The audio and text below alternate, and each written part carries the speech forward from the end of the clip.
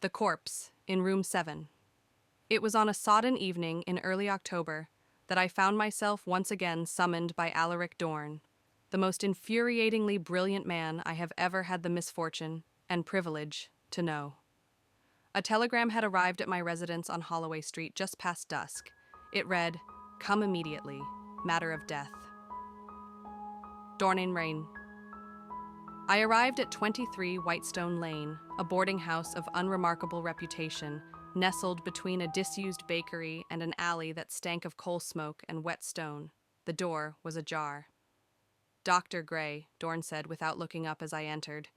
He was kneeling beside a body sprawled on the carpet of room 7, his long coat pooled around him like a black shroud. "You're late."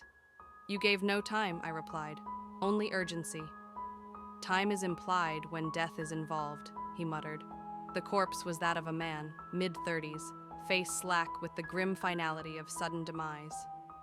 No sign of violence save for a thin trickle of blood from one nostril and a peculiar smudge of ink on his left hand. "Poison?" I asked. "Possible, but not common. And there is this." He held up a folded piece of paper sealed with wax, blood-stained at the corner. It was clutched in his hand when Mrs. Connolly found him. "What is it?" He cracked the seal. Inside was a single sentence written in a tight hand. 7 echoes ring before the silence comes. "A cipher," Dorne whispered. "Or a warning." "A suicide note?" "Unlikely," he said, eyes narrowing. "The man was left-handed. The ink smudge is on the left hand, which implies he did not write this. He held the paper before his death, but someone else wrote it." I looked around. The room was sparse, a small desk, a trunk, and a coat draped over the chair. No valuables, no luggage. But a faint smell of turpentine lingered. "There's more," Dorne said, standing. "The landlady claims he checked in under the name Mr. Bellamy, paid in cash, no identification, and no one ever saw him leave his room. Until now." He moved to the window. It was unlocked. "Could he have been poisoned remotely? Food? Drink?" I suggested. Dorne didn't answer.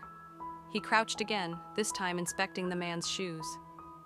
"Dr. Gray," he said, "how far would you say a man might walk in damp weather before the mud dries on his soles?" "Minutes at most." "Why?" He showed me the bottom of the victim's shoes. "Bone dry." "Yet he was seen entering the house not 2 hours ago during a downpour," Dorne said. "Either he flew here or someone carried him." A chill prickled my spine. Before I could respond, there came a knock at the door. Mrs. Connolly peeked in, nervous. "Detective, there's a gentleman downstairs. Says he knows the dead man. Insists on speaking with you."